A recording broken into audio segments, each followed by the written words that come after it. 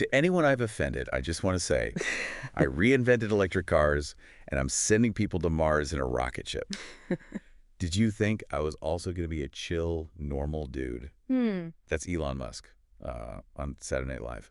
And it's a quote that really makes you think, about the people who actually change things. It really does. Are they just operating differently? Can someone with those kinds of huge goals, always pushing boundaries, also be, well, like you said, normal? Yeah, exactly. And that's kind of the territory we're diving into today. We've got a bunch of sources, but the main one is Walter Isaacson's big biography of Musk. Right. Our mission basically is to unpack what drives him, the innovation, sometimes let's say unique personality, and figure out the key things, the experiences that made him who he is, going beyond just the headlines. For sure, trying to get a more nuanced picture. Exactly. Tailored for you, the learner, looking for those aha moments without getting bogged down. Okay, let's get into it. Well, a good place to start is probably his early life back in South Africa. Isaacson paints a picture of a childhood really shaped by pain, but also survival. Yeah, he talks about this wilderness survival camp, Veld School. Musk was about 12. That's right, Veld School, Yeah. and it sounds intense. Intense is putting it mildly. A paramilitary lord of the flies, Isaacson quotes Musk calling it. Can you imagine? Kids literally fighting over food and water. And Kimball, his brother, apparently said bullying was somehow seen as a virtue there. Yeah. Yeah. And Musk, being smaller and maybe, like his first wife Justine said later, a bit emotionally out of step, he got beaten up pretty badly, lost 10 pounds. It sounds like a really rough, formative experience, learning to just endure. So what's the lasting effect of something like that? Does it just make you tough? Well, it likely builds a certain kind of resilience, yeah. Facing that kind of thing young, it can change how you see challenges later. And Justine, she had some interesting thoughts on his emotional side around this time, too. She suggested his difficult relationship with his father, Errol. Right, the father sounds like a piece of work, calling him moron, idiot. Yeah. Justine thought that maybe led to Elon developing this kind of emotional armor. A way to survive, shutting off feelings. Like a defense mechanism against all that negativity. Exactly. But the brain can sometimes overcompensate. It might suppress not just the bad stuff, but maybe the good stuff, too. So that armor, Justine thought it might have affected not just fear, but maybe joy, empathy, too. That was her perspective, but she also connected it directly to his incredible appetite for risk, for innovation. How so? Well, if you can sort of dial down fear, like she put it, what's really stopping you? Huh. That's a powerful idea. A trade-off almost. Yeah, potentially. This resilience born from hardship maybe contributes to what Isaacson calls this almost otherworldly vibe Musk has. Right, like he's not playing by the same rules, especially with things like Mars or AI. Exactly. But Isaacson is careful to show the flip side too, right? The vulnerability. He calls him a tough yet vulnerable boy, taking on these huge things. It's a strange mix. Yeah. Isaacson talks about this combination of intense drive and this underlying goodness, even if it doesn't always look like it. And this sense of him being uncomfortable physically, but driven by this huge mission, almost cosmic. Maybe the big vision helps block out the personal stuff. That's definitely one way to look at it. And, comparing his childhood to how he approaches parenting is also kind of revealing. How so? Well, Musk himself said his parents weren't super overprotective. He tells this story about being left alone in a park when he was really young. Okay. And Isaacson contrasts that with Musk letting his own toddler, X, wander around a potentially dangerous construction site late at night. Whoa.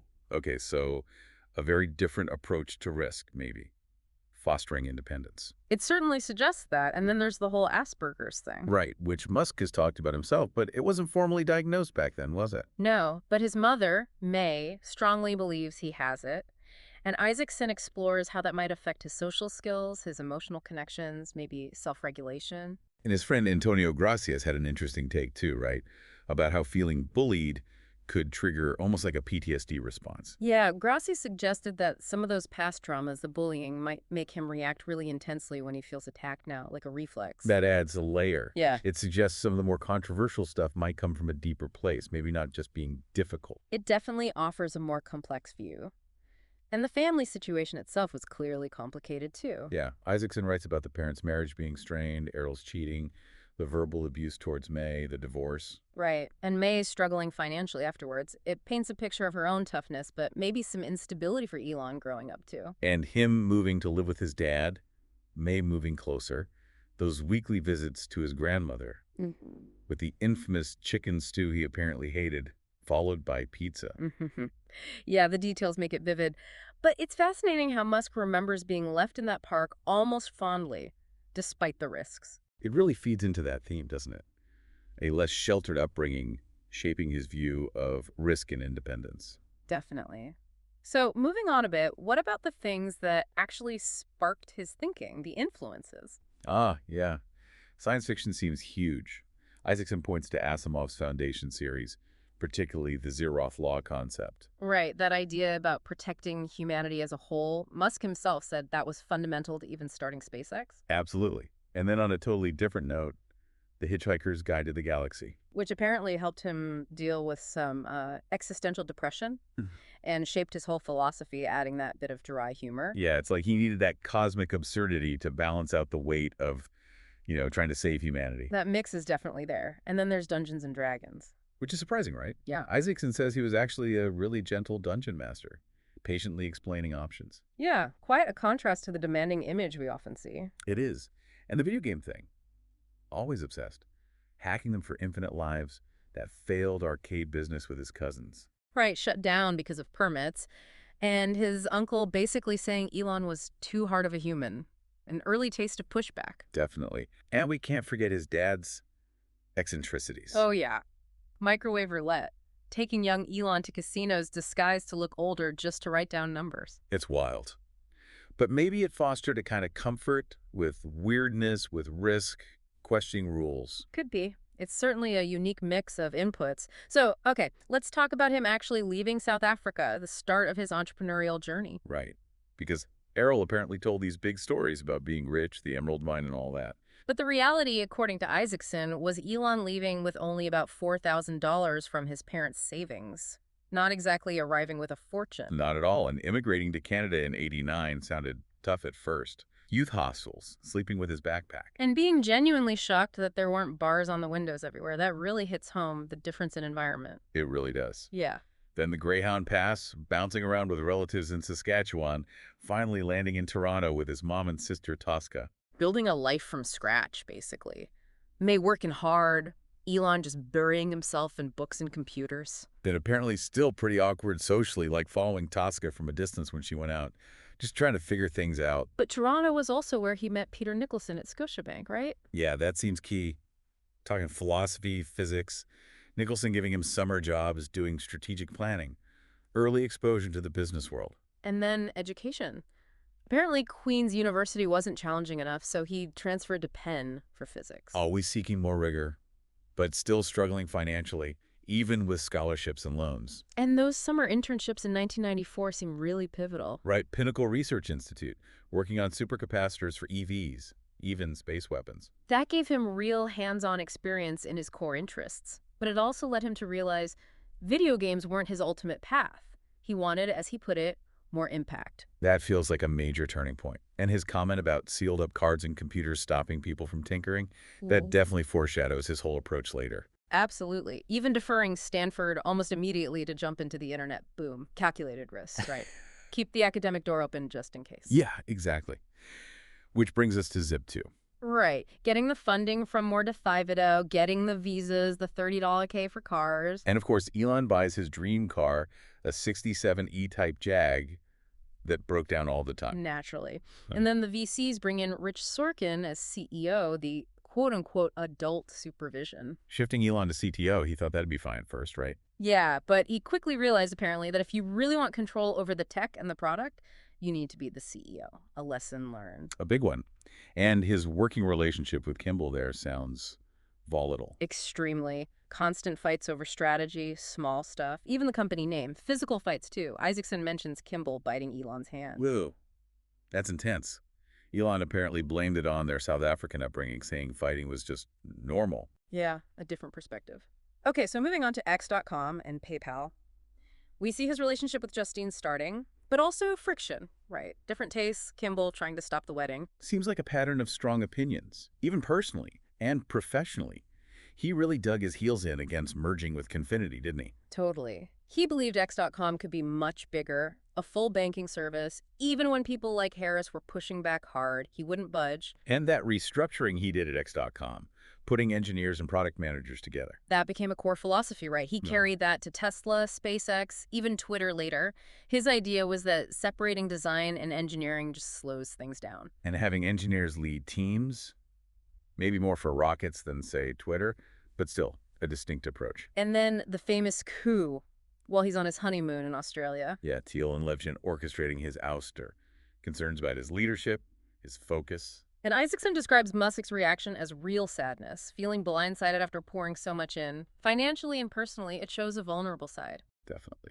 Calling Moritz, saying it was heinous, flying back coach, playing Street Fighter in the office. It's quite a scene. But then, surprisingly maybe, he accepts it pretty pragmatically. He lets go of his baby, X.com, so it can survive. He even tries to patch things up with Thiel and Levchin. It's a weird mix of intense emotion and then practical acceptance. Even that early fight over PR, wanting to be the face of the company versus Thiel's caution. Yeah, and Musk's dramatic line about his honor, he clearly understood the power of image early on. Reid Hoffman being puzzled about Mars as a business really sums up the difference, doesn't it? Totally. For Musk, it seems the mission comes first, Yeah. and the business side has to figure itself out. So what is the mission? The why? We're talking rockets, sci-fi, apparently not many vacations. Right. He gave 3 reasons for rockets. 1, making consciousness multiplanetary to extend its lifespan. 2, just the sheer coolness and adventure of space. And 3, he just felt it was important. Back to that cosmic view again. And it wasn't sudden, remember his childhood science fair rocket? Oh, yeah. And then meeting Tom Mueller is key. Yeah. Mueller has serious rocket cred from TRW, the Saturn V engine, plus building amateur rockets. And Musk finds him in 2002 literally bolting an engine together and just starts firing these super technical questions at him. That's the spark for SpaceX. And that early SpaceX mindset, do everything in-house to control costs. That valve example is crazy. Quoted at $250K, they make it for way less. Or the actuator, $120K versus $5K in-house. Even Jeremy Holman rigging up a car wash valve for rocket fuel. It's pure engineering hustle. And the early team was crucial. Gwen Shotwell from Space System Sales, Hans Königsmann from the hobbyist rocket world. They made the vision real. And remember that NASA contract controversy with Kistler Aerospace. SpaceX came in with a different pitch. Fixed price contracts based on milestones, pay for results, not just effort. A total disruptor move. Okay, let's shift gears to Tesla. Sustainable energy. Right. Musk apparently did these detailed calculations, concluded electric cars were the most efficient way forward. And he was really frustrated when California weakened its zero-emission mandate and GM killed the EV1. Yeah, that seemed to galvanize him.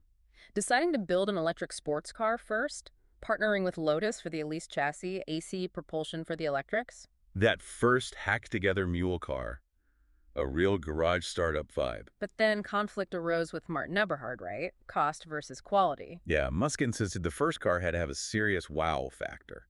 He apparently gave brutal feedback on the early Roadster design, called it cheap and ugly. Ouch. But typical Musk directness. And Vantage Point Capital still invested, even though they were apparently worried about the Eberhard-Musk dynamic. And wasn't Musk initially left off the press release as a founder? That hints at some early friction. Definitely some complex early dynamics there. Okay, back to SpaceX for a sec. Those early launch attempts were tough. Yeah, choosing to launch from Kwajalein Atoll in the Pacific, partly because the Air Force at Vandenberg wasn't as welcoming. Exactly. Major Mango, the guy in charge at Kwaj, was apparently much more accommodating. And that first launch failure. The Merlin engine fuel leak. Musk's reported outburst at Mueller. Do you know how many people told me I should fire you? And Mueller firing back? Intense. And then they supposedly watched Team America, World Police, to break the tension. It's bizarre. It really is. Jeremy Holman quitting because he found Musk too difficult to work with, and the failure cause.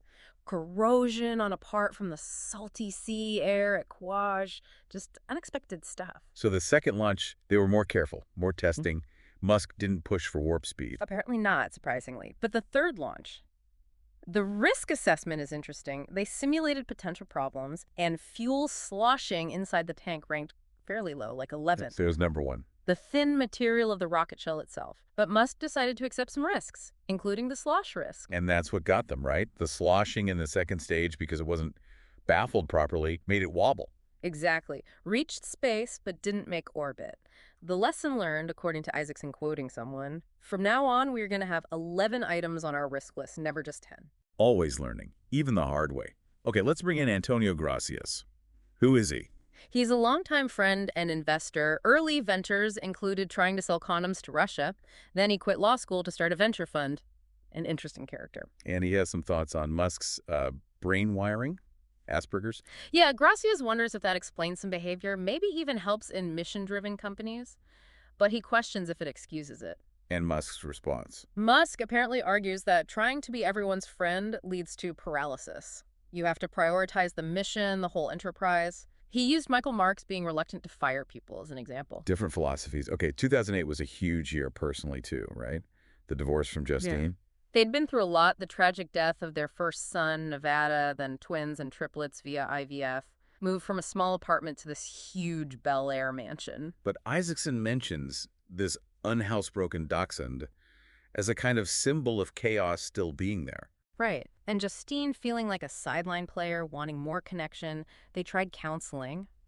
Differing stories about who wanted the divorce first, but they split. And then the financial crisis hit hard for Tesla and for Musk personally. Extremely hard. Yeah. Tesla was kept afloat partly by using customer deposits for roadsters they hadn't even sold yet. Which sounds questionable. Musk's justification was apparently stark. We either do this or we die.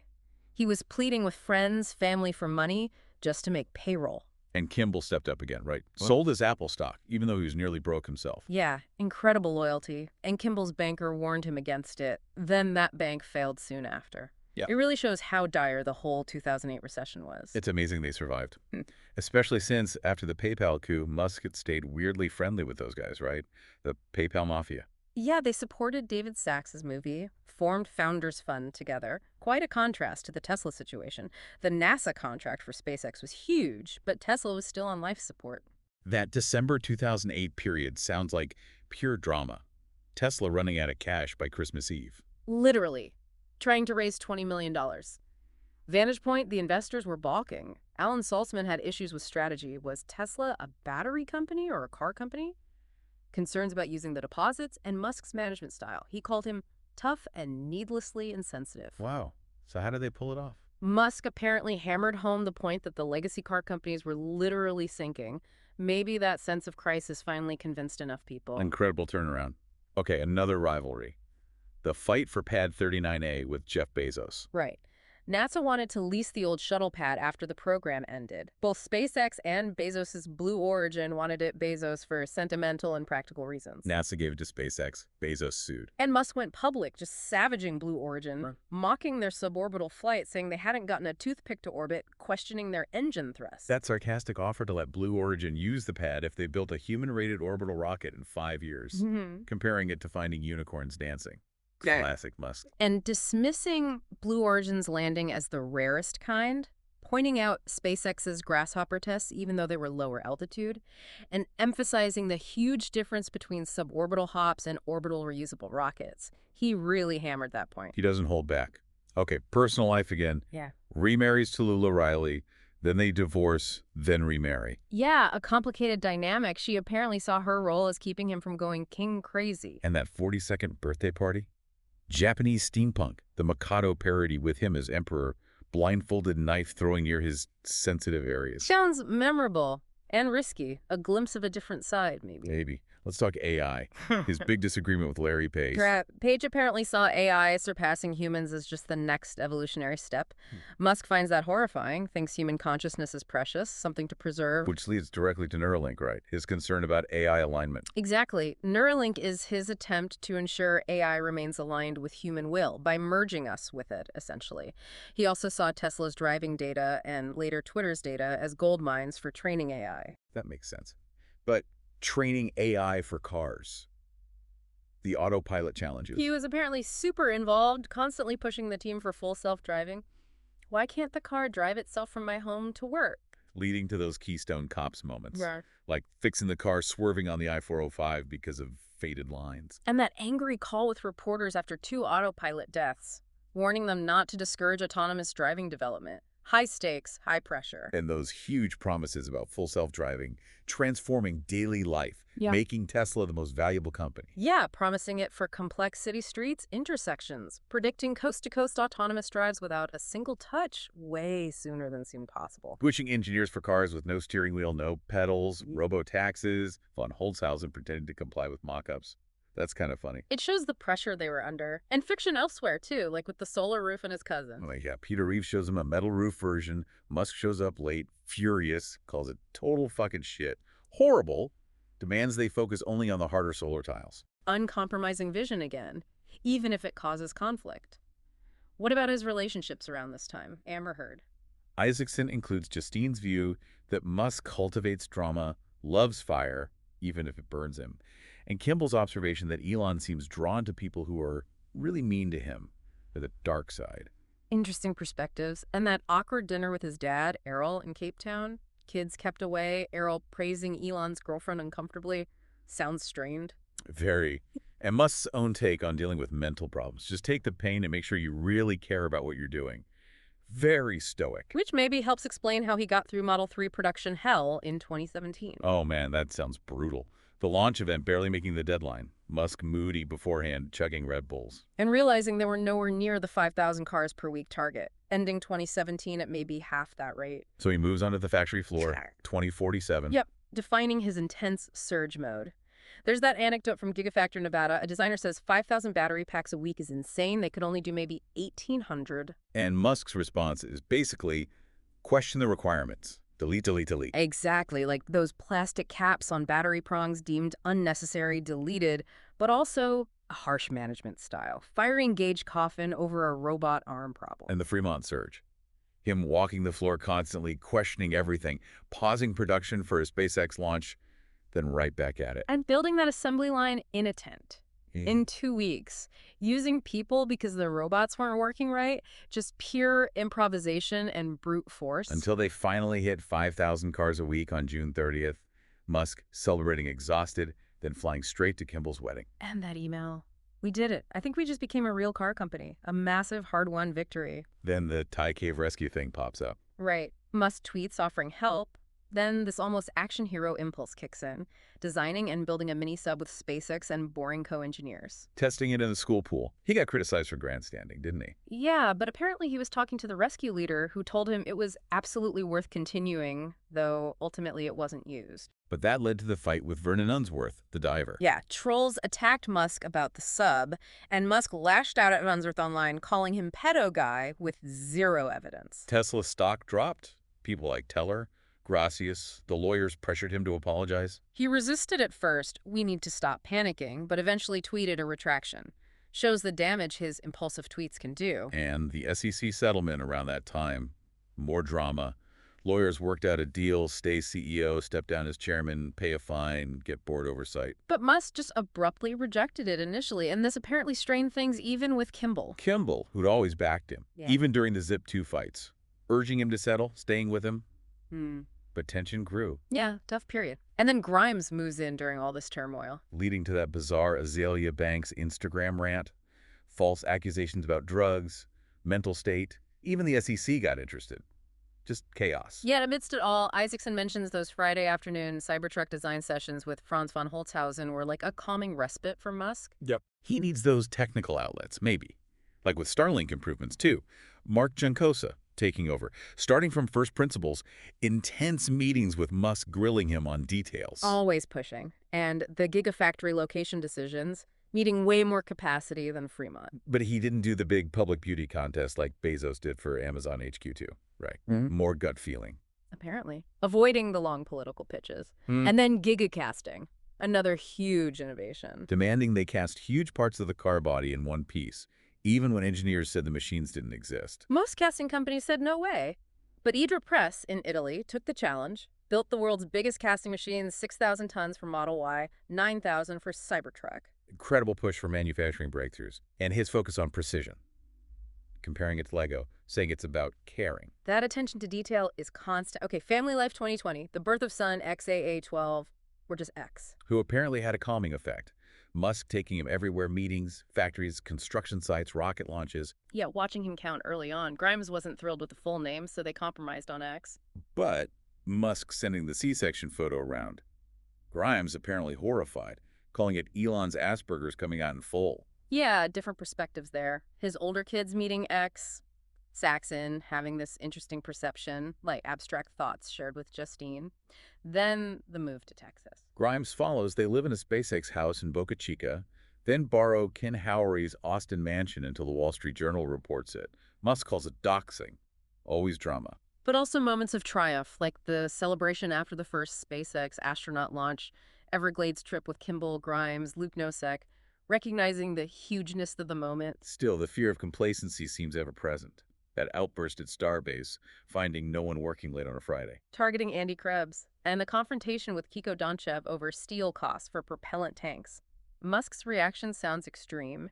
You have very badly failed. If you don't improve, your resignation will be accepted. Wow. But then the next day, he acts like it never happened. Productive discussion about cost reduction, the idiot index. Bizarre. Isaacson also notes Musk initially didn't want his first daughter Nevada's death mentioned, but later allowed it. And Shotwell's role in balancing Musk's intensity with caring for people seems crucial. Does he ever relax? Isaacson mentions parties. Burning Man. Yeah, the SpaceX launch after party, May saying he's making up for not partying as a kid, his 50th birthday at Starbase. Burning Man seems like a ritual, bonding with friends going back years. Post-Met Gala, hosts a party, but gets engrossed by a magician. Then off to Grimes' art show, then Cape Canaveral for the first private civilian space launch. Non-stop. The Inspiration 4 mission, discussing safety, the customer wanting to fly higher than the ISS despite risks. Successful launch hailed as a new era. And Musk's reflection afterwards. Very Hitchhiker's Guide. Electric cars were maybe inevitable, but spacefaring civilization isn't. It takes active human will. Really captures his driving motivation. Then another shakeup, this time with the Raptor engine team in 2021. Musk intensely involved, his neural net getting fired up, self-cut hair, promotes Jake McKenzie, pushes to simplify the Raptor design, fewer parts, less complexity. Always driving for simplification. But that intensity can backfire, like during the AI Day practice. Right, Musk calling the presentations boring, slides fucking, leading Milan Kovac, key autopilot Optimus guy, to quit on the spot. Yeah, apparently Lars Moravi and Pete Bannon had to talk him down, maybe with some whiskey, just to get him to stay for the event itself. Yikes. And Neuralink, Musk's vision of the ultimate brain-machine interface, founded in 2016. Recruiting Siobhan Zelis, who eventually became top management there, and also personally involved with Musk, he apparently rejected an early Neuralink design as too complex, too many chips and wires. Always pushing for integration. Then the Tesla radar decision. Controversial. Emailing everyone, turn off the radar, it's a terrible crutch. Gillen apparently leaves over this. And the New York Times investigation. Finding Tesla engineers had serious doubts about relying only on cameras for self-driving, questioning safety, Musk promises. Yeah, deep misgivings reported. The Zillies also noted engineers get super focused and excited when Musk is actually there in person. Then the news about the secret second child with Grimes, baby Y, via surrogate, during a rough patch. And the incredibly weird timing? Zillies hospitalized with pregnancy complications at the same time the surrogate is carrying Musk and Grimes' baby. Grimes apparently didn't know Zillies was pregnant then. Wow. Okay. Musk flies west that Thanksgiving. Baby Y comes home, meets X. But he doesn't mention the twins he had with Zillies. According to Isaacson, no. Then he takes X to the Time Person of the Year ceremony. Which was part of that peak in 2021, right? Yeah. Richest person, SpaceX civilian orbit, Tesla hits $1 trillion, Time and Financial Times Person of the Year. Big accolades. Times editor talking about his impact on life on and off Earth. FT calling him the most innovative entrepreneur of his generation. Musk, in interviews, kept stressing the missions. Meanwhile, other conflicts. UAW fails to unionize Tesla Fremont, partly due to anti-union actions and stock options. And Biden praises GM and Ford for EVs, snubs Tesla. Musk gets furious on Twitter. Leading to calls from the White House staff. Biden then publicly calls Tesla the nation's largest electric vehicle manufacturer. Musk mollified. Politics. And then Ukraine happens. Minister Fedorov asks for Starlink. Musk's reaction is interesting. Wants to save humanity. Starlink is for peace, not war, but ultimately helps. Yeah. SpaceX works with government agencies to fund the service for Ukraine, sends over 100,000 dishes by early 2023, launches Starshield specifically for military use, too. His views on philanthropy are blunt. Calls most of it bullshit, low impact. Argues investing in Tesla does more good for climate change. Bill Gates apparently tried to change his mind with some big project ideas. Didn't work, presumably. Okay, the Twitter saga begins. Tesla's doing well, April 2022. But Musk is increasingly worried about the woke mind virus, the censorship of the right, gets the idea to turn Twitter into a payments platform like the old X.com vision. It's offered a board seat, texts Parag Agrawal, then blasts him and announces a hostile takeover. Agrawal shocked. And Musk downplays the difficulty, right? Not like getting to Mars, underestimating it maybe? It seems likely. Yeah, but his reason for buying Twitter fits the pattern somehow. Yeah, seeing it as increasing the chances for civilization's survival consciousness. Less direct than Mars, but still part of the grand vision. The due diligence sounds rough. Musk, critical of Twitter's engineering, hard to get straight answers, compares it to his firing style at Tesla. Wavering on the deal sometimes. Agrees to that virtual town hall with employees without telling lawyers. Technical problems joining. Typical chaos. And then Errol's disturbing letter surfaces.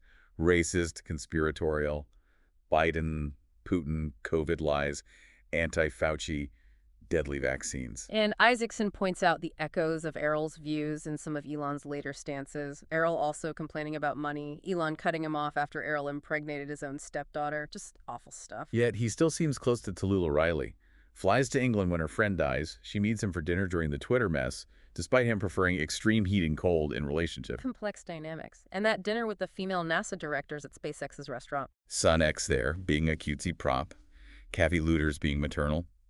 Musk commenting on X's fearlessness genes and upbringing. Then that talk turns to Starship testing timelines, Musk getting impatient. This is critical for all of human destiny. You can't just do it from 9 to 5. Abruptly ends meeting for a Tesla shareholder call he wasn't prepped for. Wow. And that scene back at Starbase later.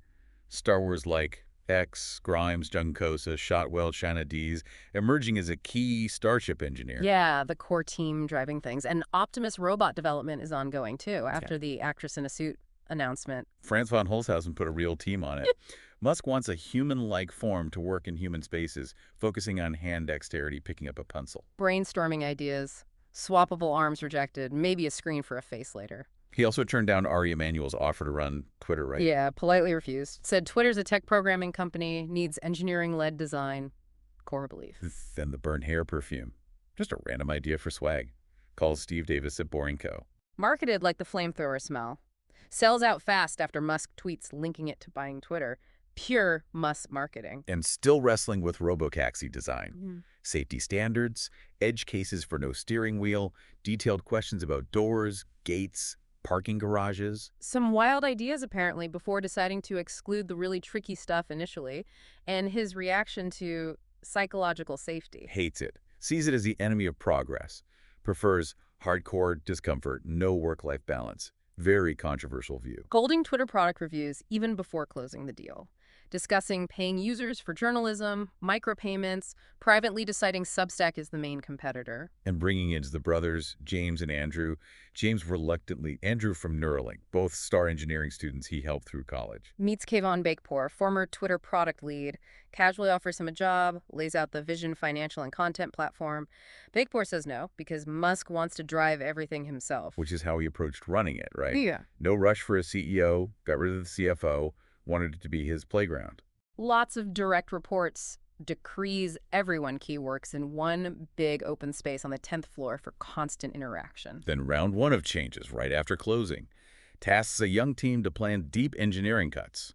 Gathers them, plus Tesla SpaceX folks the day after closing to start. Uses that analogy. Twitter has too many engineers for its code output. Feels like a comedy show. Harsh. Yoel Roth gets involved initially. Optimistic, eager, meets Musk that chaotic Thursday afternoon. Gets called to the second floor, meets Musk in the busy conference area, forlorn Halloween party, remnants around. Ramon asks him point blank about trust. Roth shows the security tools on Musk's own account. Musk immediately restricts his access to them. Musk approves Roth's visibility filtering idea instead of bans, holds off reinstating Babylon Bee Peterson. Roth promises a version by Monday.